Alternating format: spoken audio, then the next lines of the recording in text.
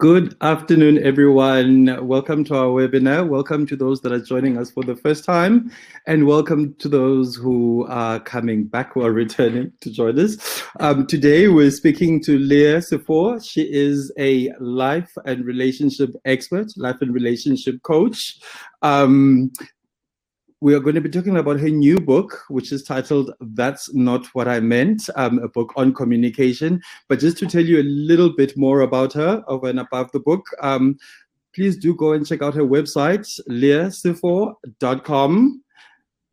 Check out her podcast, and especially check out the two latest episodes of her podcast, which are available on the website and which are also available wherever you listen to your podcast from, be it Apple, Spotify, and all of those channels. I quite like actually the last two ones was social media boundaries, the one, and then toxic versus abusive relationships. Yeah. I think those ones are particularly interesting. But before we go onto the book and chat to Leah, I would just like to do some quick housekeeping.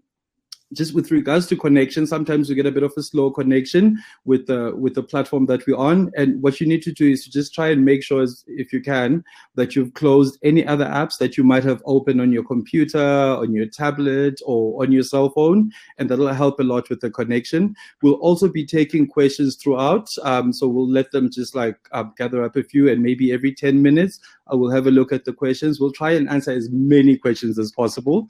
But I know sometimes we often don't get to all the questions, and apologies for that if we don't get to your question. But please keep your questions coming, and we'll try and get to as many questions as possible. Okay, welcome, Leah.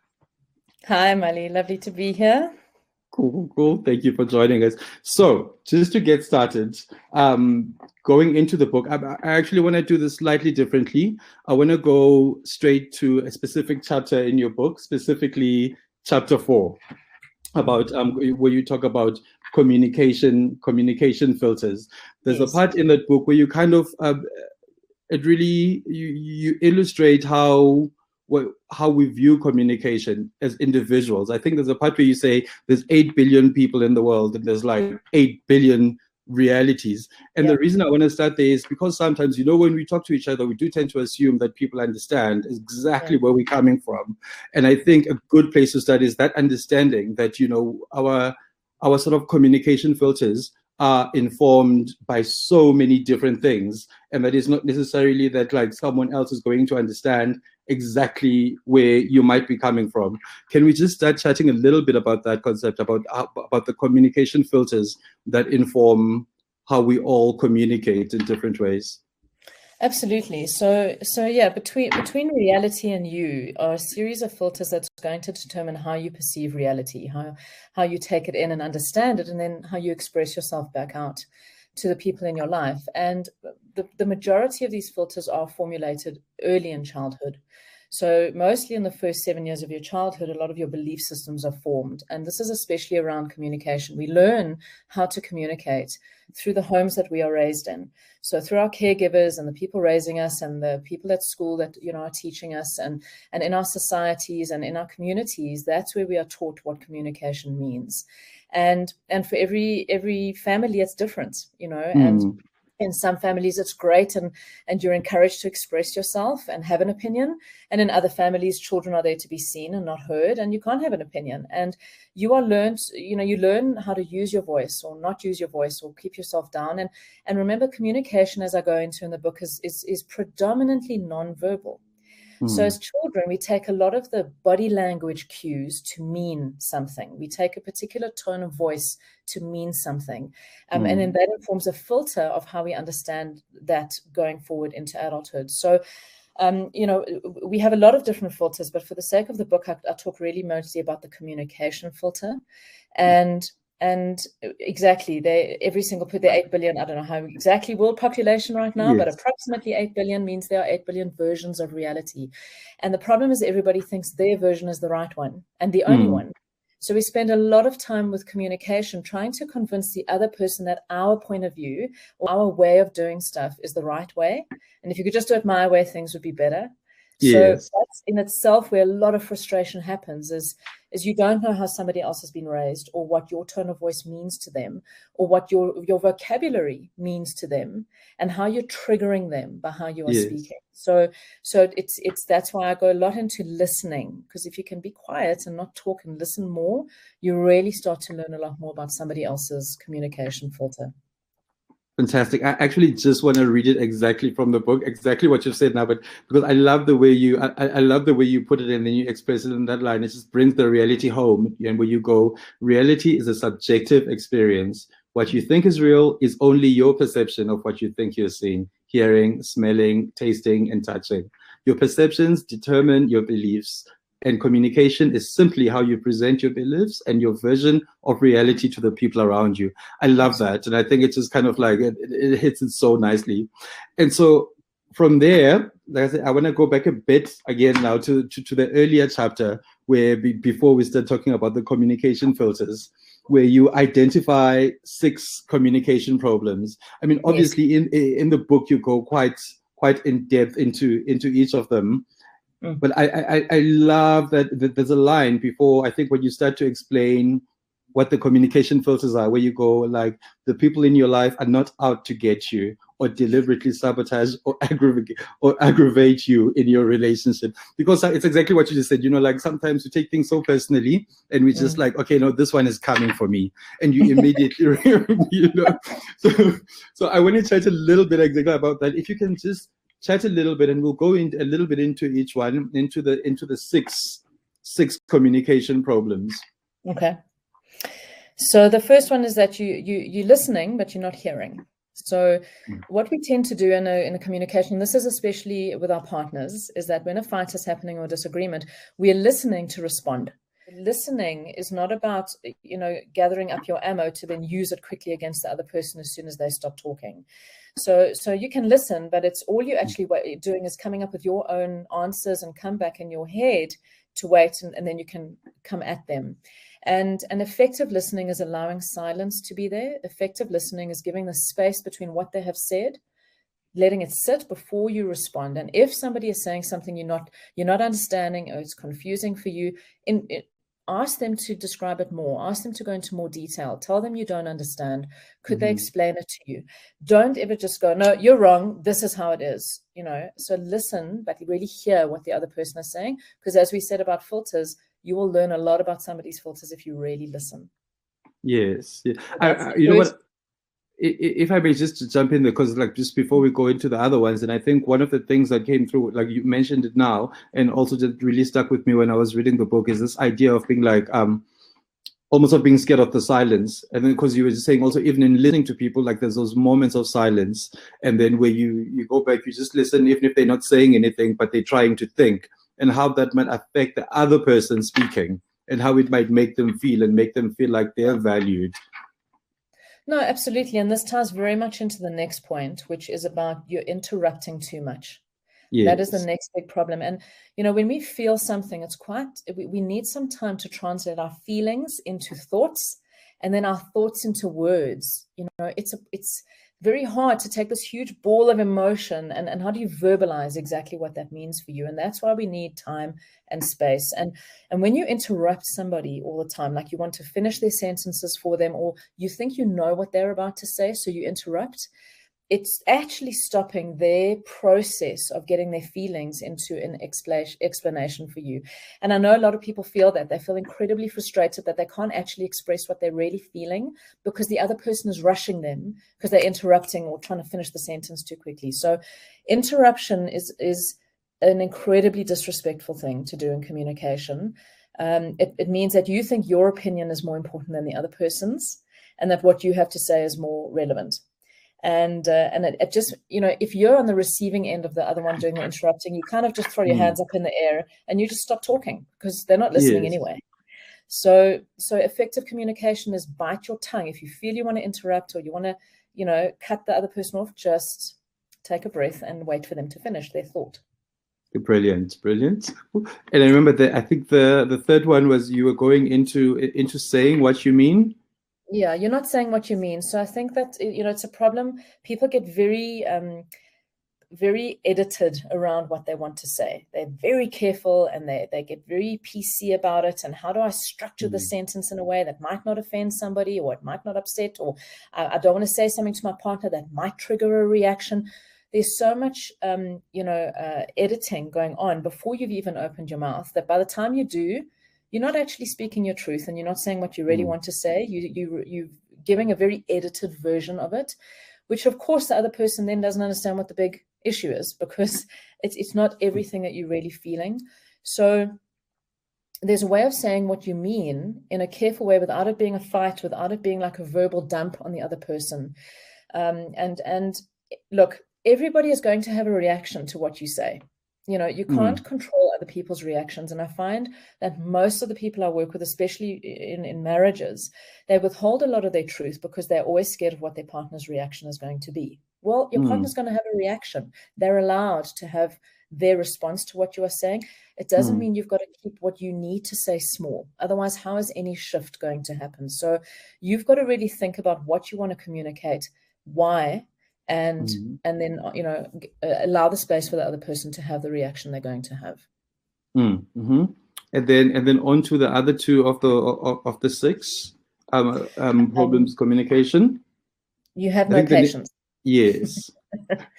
We live in this really fast-paced, jam-packed reality. Like everybody just packs their day back to back, and we don't allow space for space in our relationships, so we don't, conversations have to be quick, and communications have to be quick, and I need that instant gratification, and it's got to be over because I've got other things to do. So we have to learn how to, when an important communication has to happen, especially in a relationship and actually in the workplace.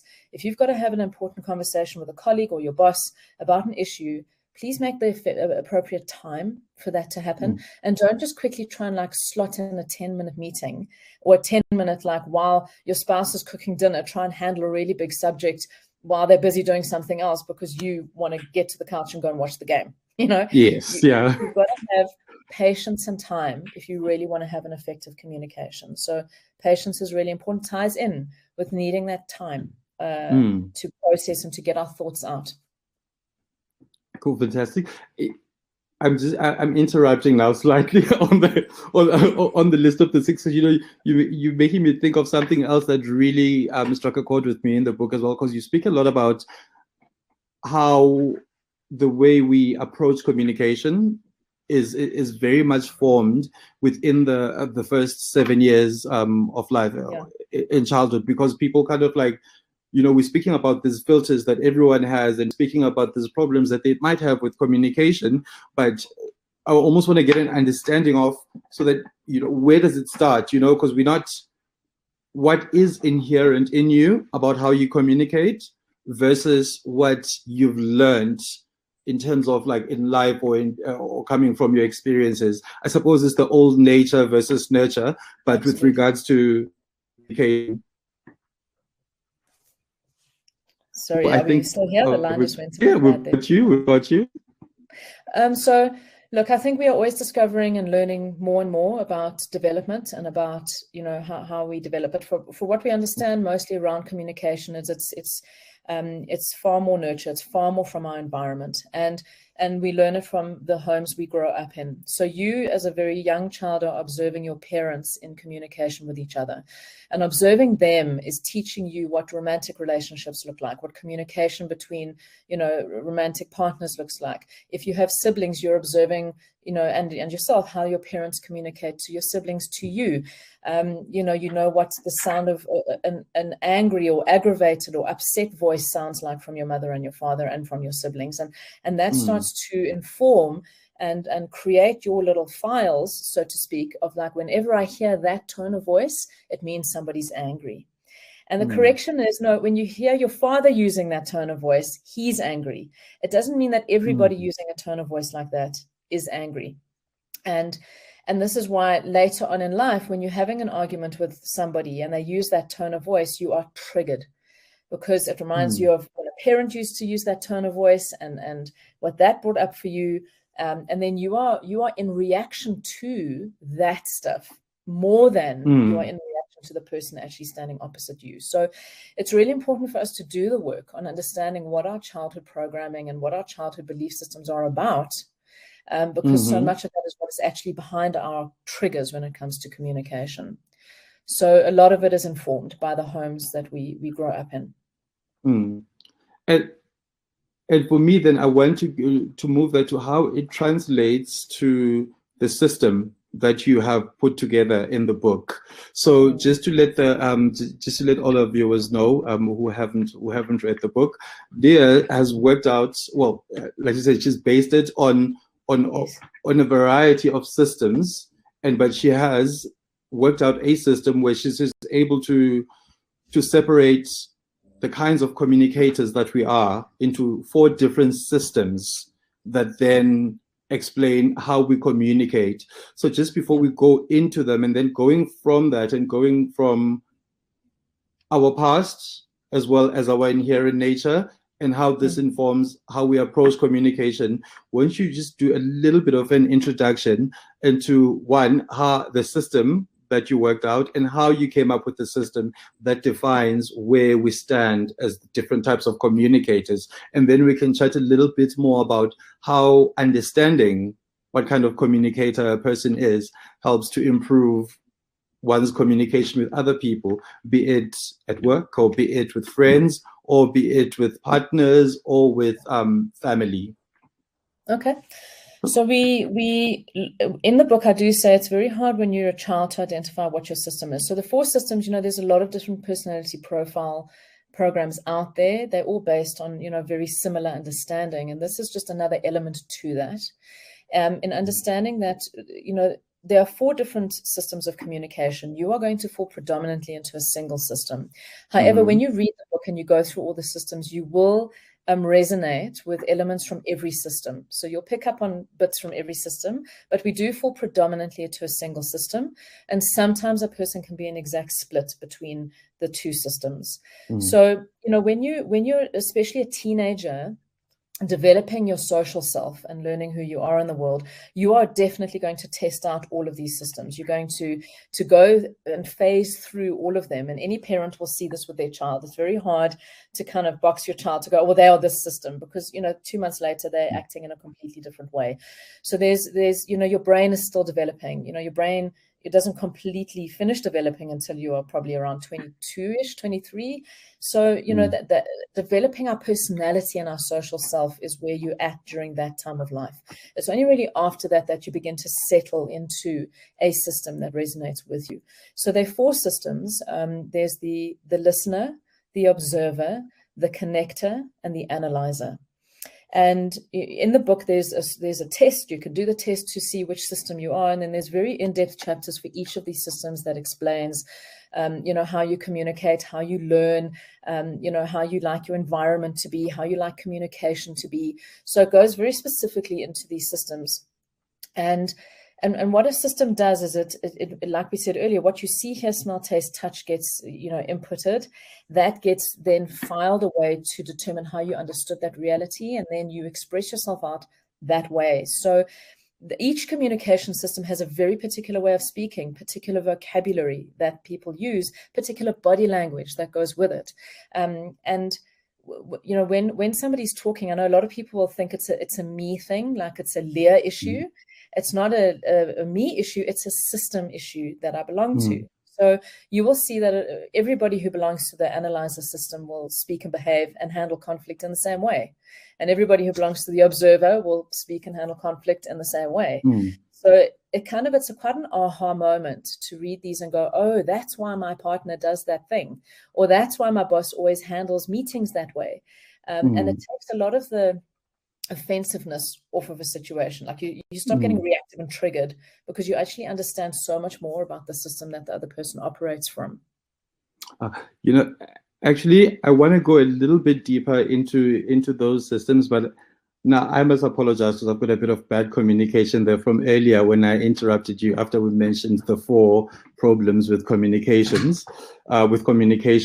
And I just want to go back to the other 2 that I didn't mention. Okay. And then I want to go a little bit deeper into the systems and just also the tests that you have in the book, because as I mentioned earlier before we went live on air, I took the tests from the book and to kind of work out what kind of system defines how I communicate. But I want to go back a bit into that. But first, if we can go into the last two problems with communication in the book, which I think the fifth one was an unwillingness to learn or grow. If you can just go a little bit into that and explain how that might hinder communication. Will hinder every aspect of a relationship. People like to get very stuck in their ways, and this is the way I've always done it in my life, and this is the way I've always spoken, and I don't see why I should change that about myself just because you want me to change. So people can get very defensive when stuff is not working. And any new behavior it's hard work. It's hard learning something new, no matter what you're trying to learn, or undoing an unworkable behavior. Anyone who's tried to break a habit knows how hard it is, and communication is a habit. So when you're trying to learn a new way to speak to your partner or your colleagues, and you're trying to use a new tone of voice, and you're trying to use different vocabulary, it feels like hard work in the beginning. And people don't like hard work. They want things to be easy. Your brain likes the path of least resistance. So this unwillingness to learn or grow is that, I'll work with somebody and they'll go home for 1 week and they'll try something, and then they come back the next week and go, oh, this is a load of rubbish. I'm not going to do this. It's not going to do anything. I've done it for like this for 15 years. Why must I do it differently now? So it's that defensiveness and that frustration of it feels like too much work to try and shift the way we communicate, when, of course, when you've been doing it the same way your whole life. But if you are not willing to get out of that righteousness, if you're not willing to shift the unworkable, then nothing will change in your relationships. Nothing is going to change in your work environments. So just be aware when your defensiveness or your righteousness is creeping up. I'm like, well, I'm fine. And I get this often. No, they're the problem. If they change, then everything will be fine. I'm okay. So be willing to take a look in the mirror and be willing to go, maybe there's some growth, and I need to learn new ways because the way I'm doing stuff isn't working.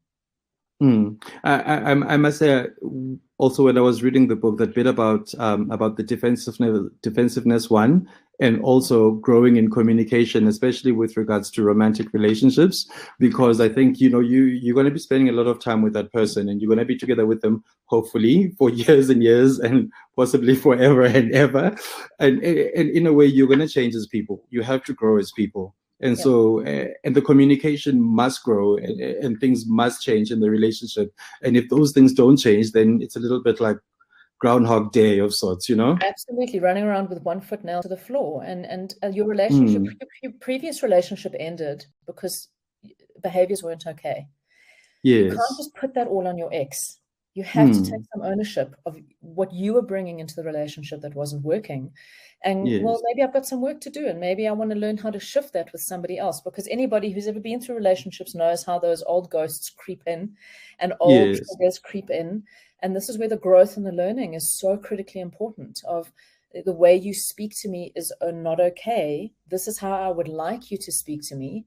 This is how, is the way that I talk to you okay? Is the way, how would you like me to speak to you when there's a problem, or when we disagree about something, or when there's an important issue that we need to talk about, like money? How would you like me to approach you? And I think it's important to ask your partner that, and don't assume just because you would like it to happen this way, that your partner would want it in the same way. So growing is being willing to go, I don't know how you would like it, and teach me. Be willing to be taught. And the last program that you mentioned, the last communication problem that you mentioned, is you stuck on the problem and not the solution. Yeah. Can you expand on that one a little bit more? When we go into a fight, we're really triggering that fight, flight, freeze response. And that is like high adrenaline and high cortisol is flooding your body, and you're not thinking clearly when you're in a fight, flight, freeze response. So when you've got a heightened level of anger or emotion, you want to stay with that anger or emotion, because actually anger is quite an empowering emotion. You feel, strong when you're in anger. People prefer anger to vulnerability. So if I want to kind of stay on what the fight was about. So I'm going to nitpick about the fact that, again, you didn't buy milk for the fridge, or again, you didn't turn the alarm on last night, or again, yes, we know that that's not a problem. Thanks for bringing that. We understand what the issue, but what is the solution? Like, how can it be different tomorrow? What behavior can I bring that's going to change? No, but not only is it about the alarm, but you also do this and you also do this. And now it becomes this nitpick about the drama rather than going, okay, great for putting all the issues on the table. Now we can be clear on what the stuff is. Let's take a step back so we can both just calm our fight-flight responses down, go take a few breaths, get our critical thinking skills back online, and then we can come back to the table and discuss the solution. So, what I find is that people get very afraid of big emotion. So a big fight happens about the problem. It stays there, and what inevitably happens is that one person checks out because they can't handle the big emotion. So they leave the room, or they go silent, or they just emotionally check out, and then the other person feels like more angry, and then it just explodes, and then it can't go anywhere because you don't have two people engaging here. And then the whole thing falls flat on the ground, and then there's silent treatment for a few days. Everything gets swept under the carpet, and you just kind of carry on like nothing happened. So that's the problem, is that you're focusing on the problem. And guess what? Because it wasn't resolved, the next time you have a fight, you're going to lift that carpet, you're going to bring everything out, and it's going to be that Groundhog Day. So let the problem be informative towards getting the solution of how would you like me to shift my behavior so that the next time something like this happens, there's more of a solution as opposed to just focusing on the problem. Cool, fantastic. Thank you for that. I just want to take a couple of questions. And actually, I've got a question from Anita Shapiro. Who says, we live in a world where everyone is entitled to an opinion, but not all opinions are equal. How do we navigate the space without alienating people? I quite like that one because, because we've been talking a lot really about, especially over the last few minutes, about relationships and about intimate relationships and dealing with the same person. But of course, a lot of communication that we do is out in the world and often with strangers because we do share the world, with billions of other people. And we do have these different realities, as we mentioned at the beginning. We're all approaching the world from very different realities. And sometimes what may feel so true for one and feel true for another might be quite contrary to each other. So with that in mind, and Anita's question, where it was saying not all opinions are equal, how do we navigate the space without alienating people? Look, you have no control over whether you're going to alienate somebody or not. You have no control over what somebody's reaction is going to be, but you absolutely can give them the space to verbalize where they are coming from. So I think of, let's take a very current issue right now, which is to vaccinate or not to vaccinate. It's a very polarizing issue for people, and both sides think they're right. Both sides think that they've got all the justification to explain why they should or should not be getting vaccinated. And I'm seeing it create huge fights with people. Like, my opinion is this and your opinion is that. You know what? Both of you are right for your realities. So you can say to somebody, I don't really agree, but I'd like to understand why you have that opinion. Why have you formed that opinion for yourself? Tell me what your thought process is behind that. And when you can open up a bit to say, not just you're wrong or you're the problem, going, obviously you've thought quite a bit about this to reach that opinion or to have that conclusion. Tell me more about that. And in that question alone, sometimes the argument there and then will fall flat because maybe there hasn't been a lot of thinking behind that opinion. Maybe somebody's just saying it. And when you actually invite conversation around it, people are forced to sit and go, well, actually, I read this article or I did this research or I understand this.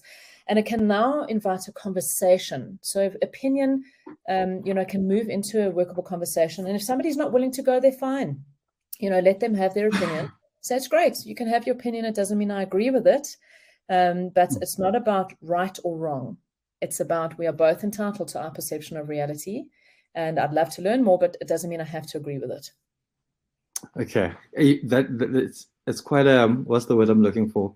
It's quite a contentious example that you use there. because many people want to be right. And all you've got to do is, the more worked up you are getting about somebody else's opposing opinion, my question to you is, why do you need to be so right? Why do you need everybody to agree with you? Why do you need everybody else's opinions to be your opinion? You're entitled to it. They're entitled to it. And why do you have to have everybody on your side of the fence? So what is it in you that needs that right? I actually do like that idea of taking it back to you, because there's so much that actually happens within you that one puts out into the world. So if I may put another question, just a different one from the conversation we're having earlier about big emotion. Anne asks, any suggestions on how to deal with a partner who cannot handle big emotion and tunes out?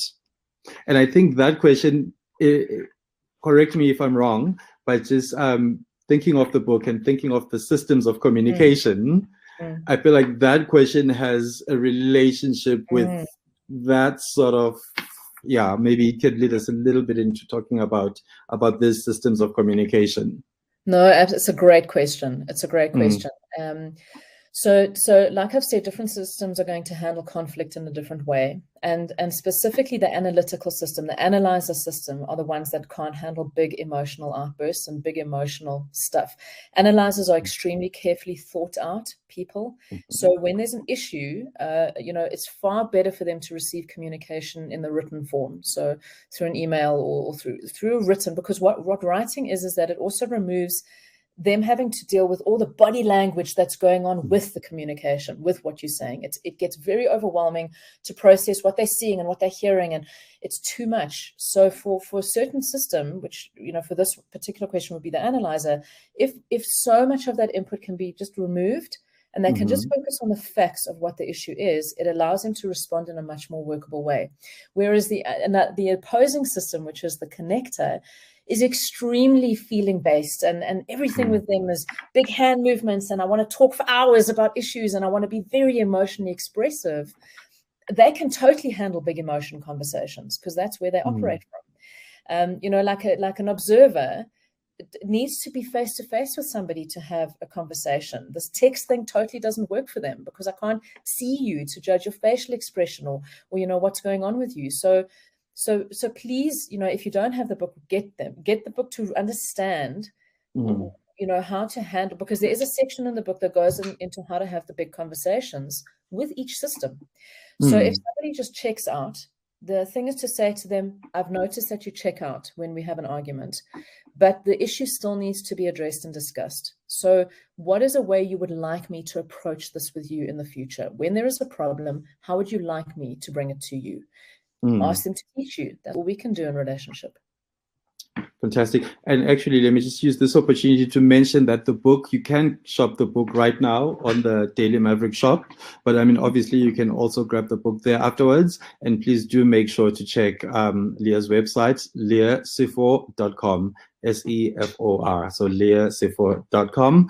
And if I may please just take this opportunity to also thank our sponsor for the webinar, which is Uber Eats. They're currently running a campaign where you can buy a meal for a health worker to say thank you. And I think that's really great. So if you can go on Uber Eats, or when you get your next meal, also just join in and buy a meal for a health worker, and just to say thank you.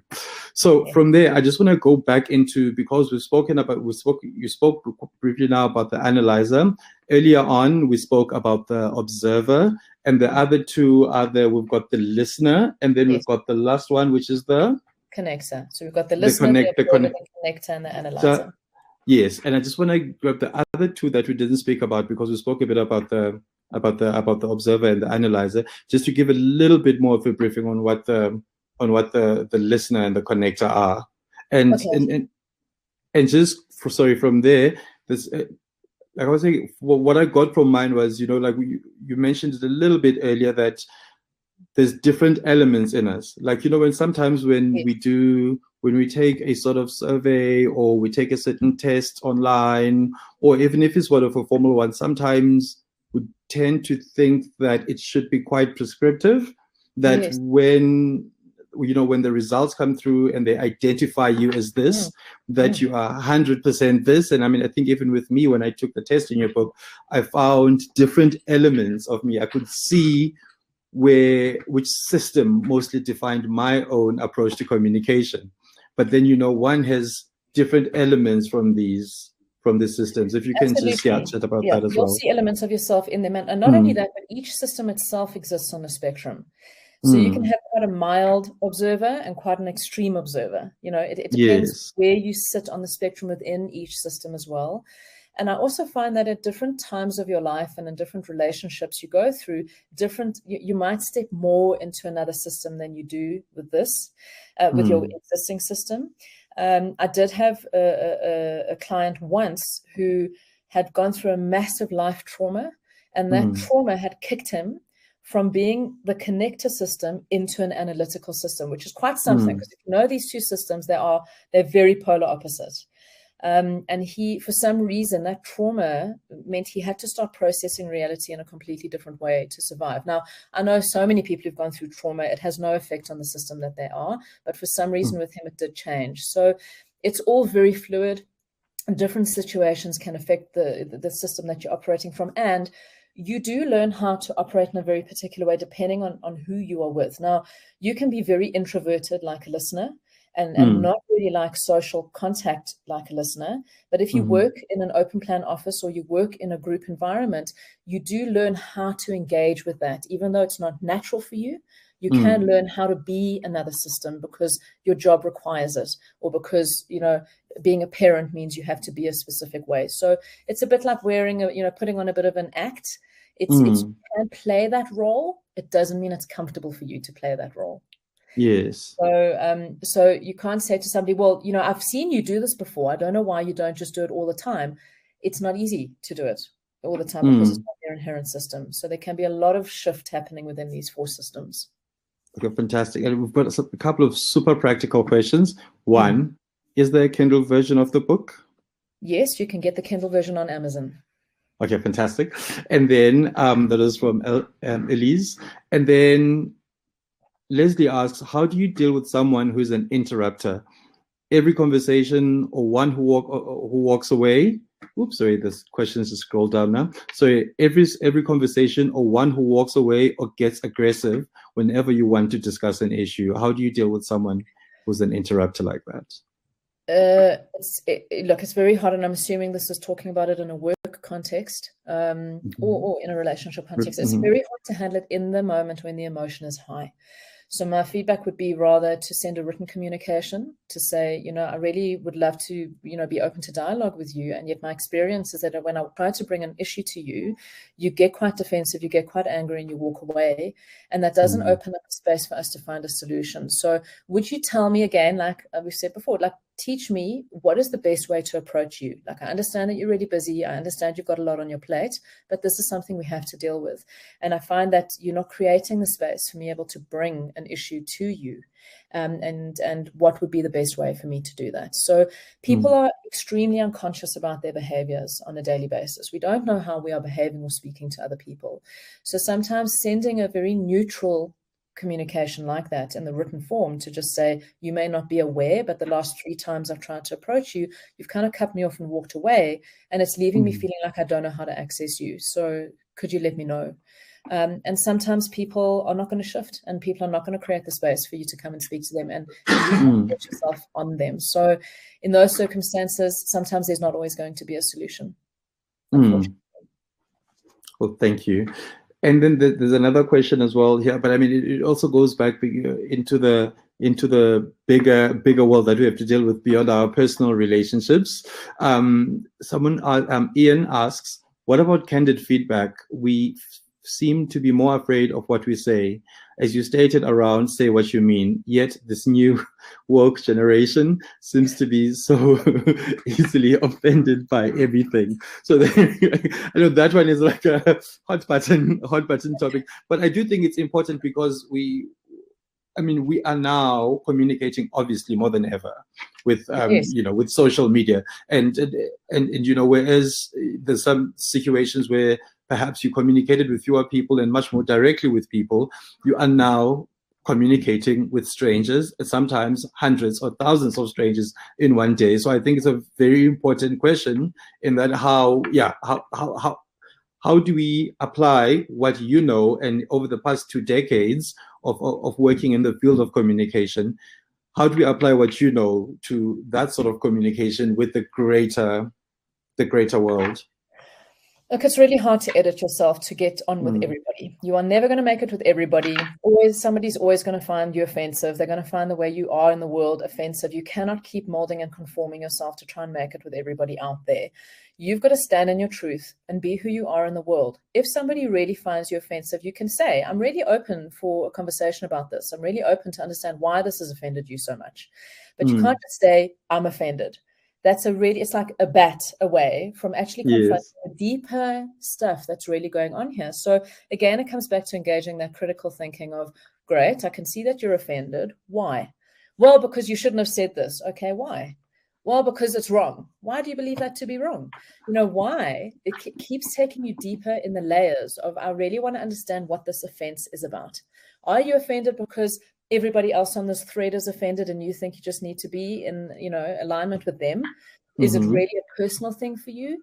Is this about your experience, or is it just, you've got nothing better to do than just to say you're offended? So I'm not going to shift who I am and what my truth is to calm you down, but I'm completely open to engaging with you if you genuinely feel that something I'm doing is not okay. And, even after engaging with you, it still doesn't mean I'm going to adapt or change who I am, but I'm open to having that conversation with you. Fantastic. So just to come back to the book, and let's say, because we were talking about the more personal relationships, after you've mentioned the 4 systems of communication, and looking at how one can learn and apply those in different places, there's a section where you speak about how to apply those in the workplace. And I tend to think the workplace is one of those tricky places, because we all get excited, right, when we get a new job. And we're like, ooh, I'm so excited. I'm looking forward to going, I'm looking forward to going to the office. I'm looking forward to meeting new people.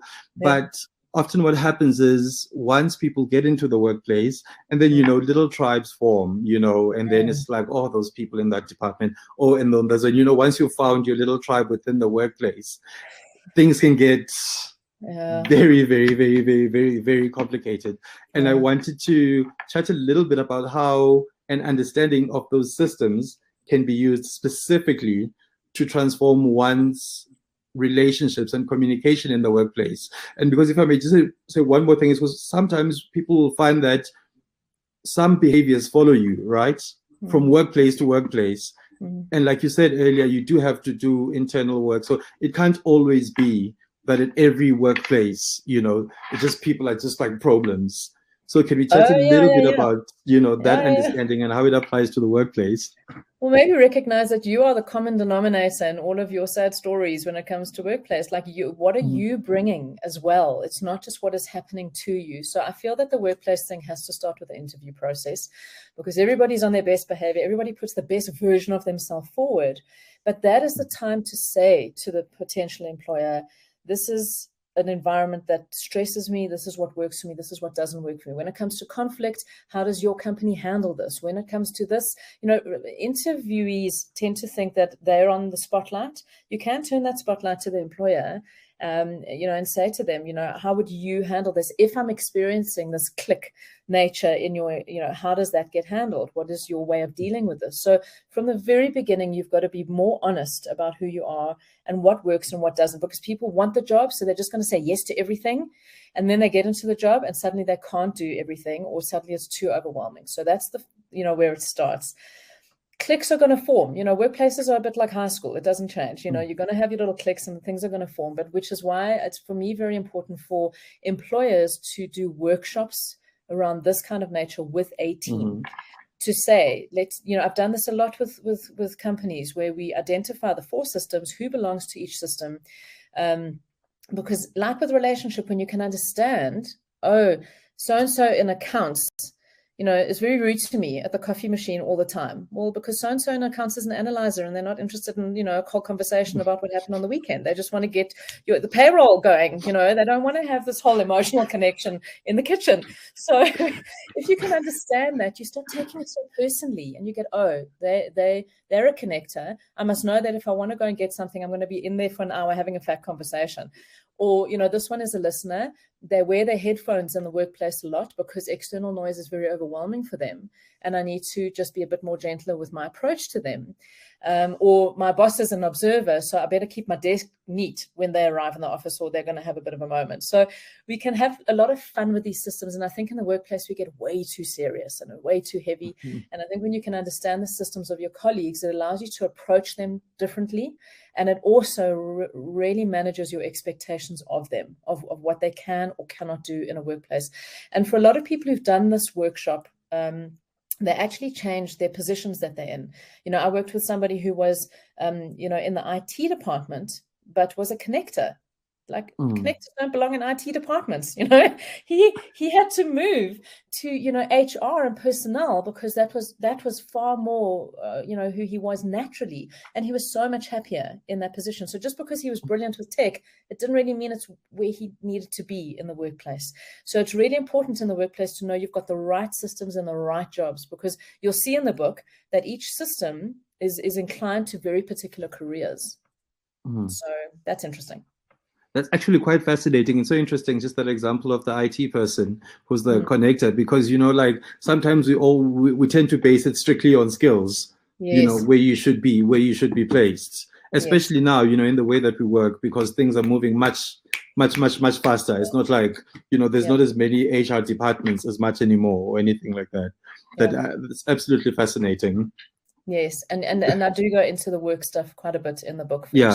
More curious. And also, I just want to highlight also that it's important, that reminder, again, I suppose, like you said before, and like you say in the book, to avoid that situation of taking not everything is personal and not everything is about you. And it actually does have a lot more to do with those, with who people are. There's just like 3 questions that are coming through that are also quite practical.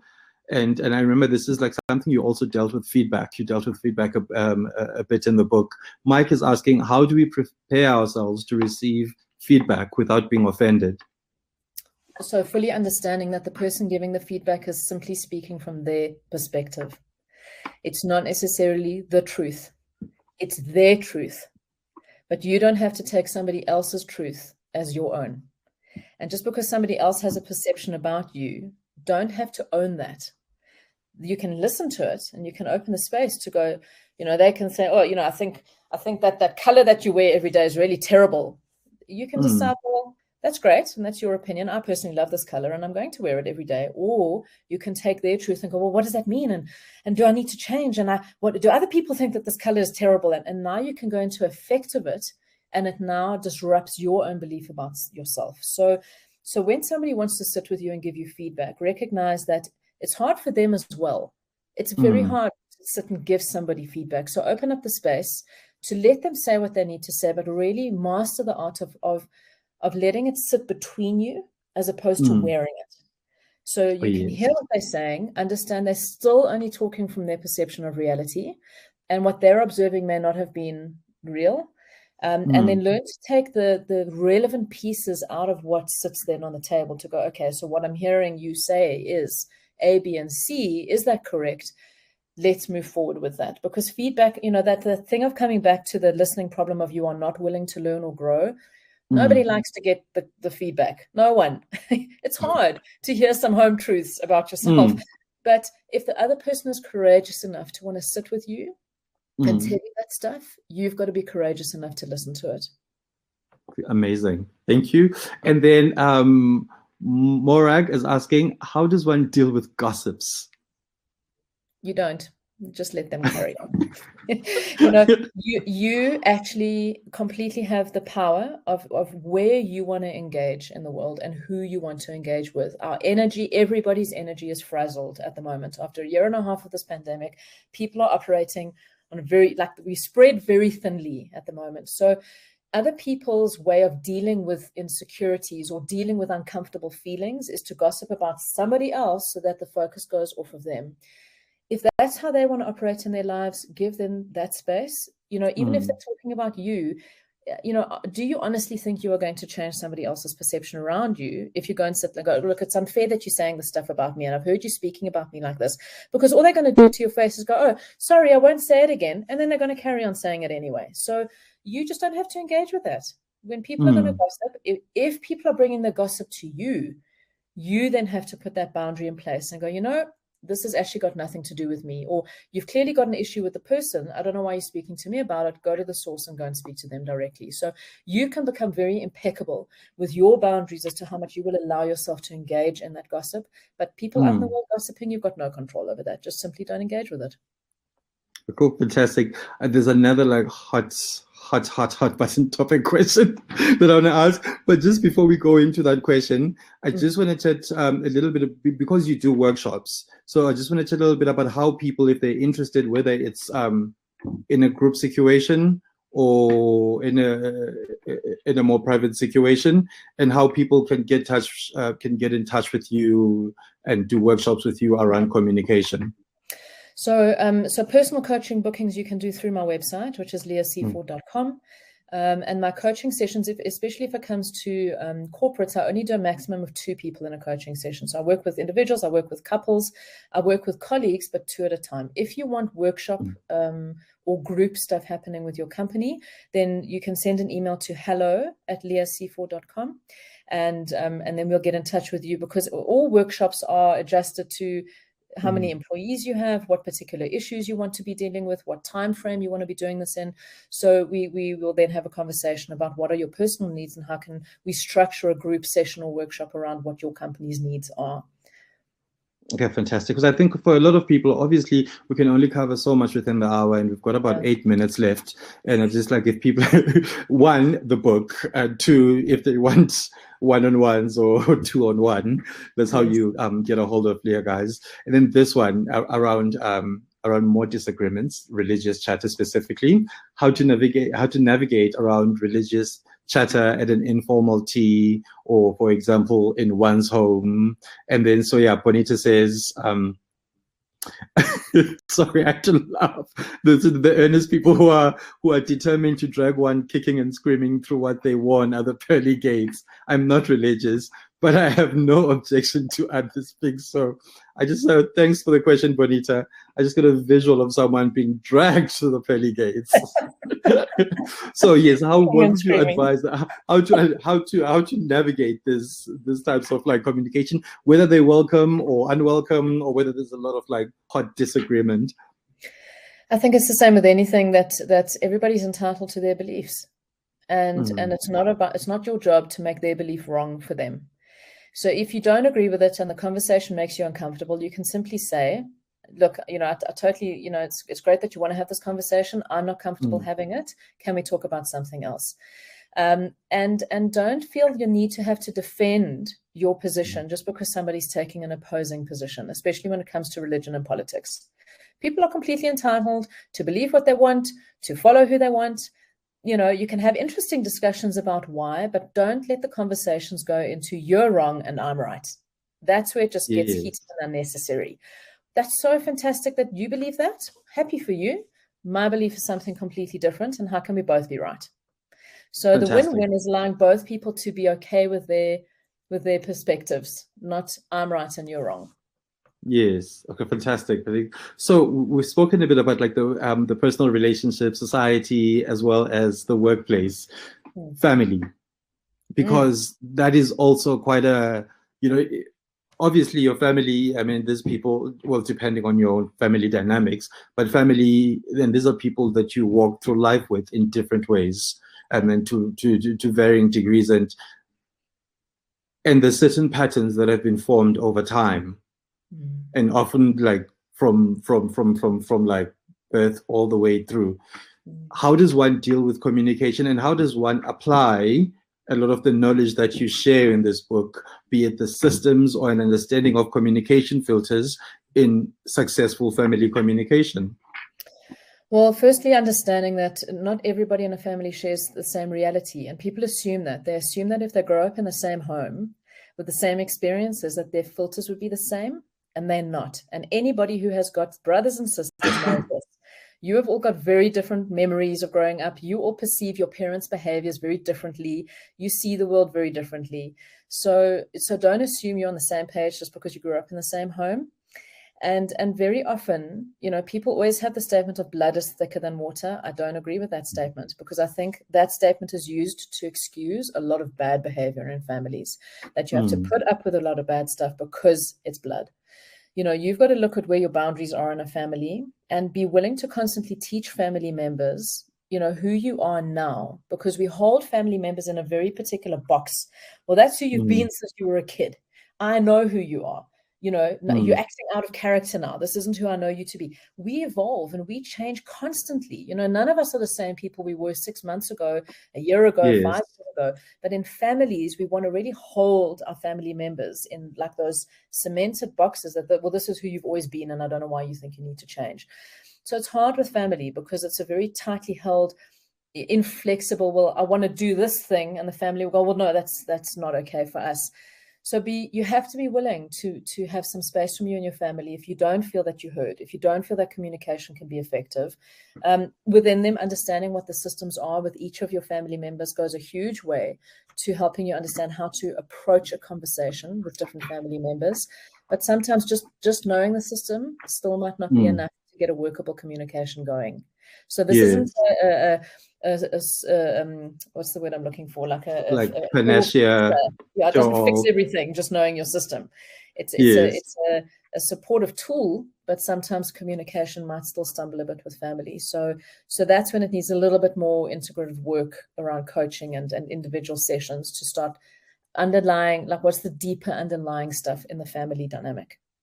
Okay, cool. We've got just 2 minutes left. One question just came to mind when I was doing the test in your book to find out what system. I mean, you mentioned, and you mentioned again now about understanding other people's systems. Is it possible to do the test in the book for someone else, or does that person have to do it for themselves? Yeah. And if they don't want to do that kind of test, so you can get a better understanding of what communicator they are, or what systems, what's the word, define their communication? Look, I think that you're going to very easily see what systems people are in your life without them having to do the test. When you read the 4 systems, you'll go, oh, that person is that system. They're very obvious, the systems. So unless you're sitting with a person, like, you can't do it for themselves and you're asking them the question and they're giving you the answer, no, you cannot do the test on, because again, you're answering based on assumption of what you think they would answer. So no, but I promise, when you read the systems, you will very quickly see what systems your partners, your colleagues, your friends, your family members are. Okay, fantastic. Yeah, thank you so much. And thank you to all our viewers, and thank you for joining us.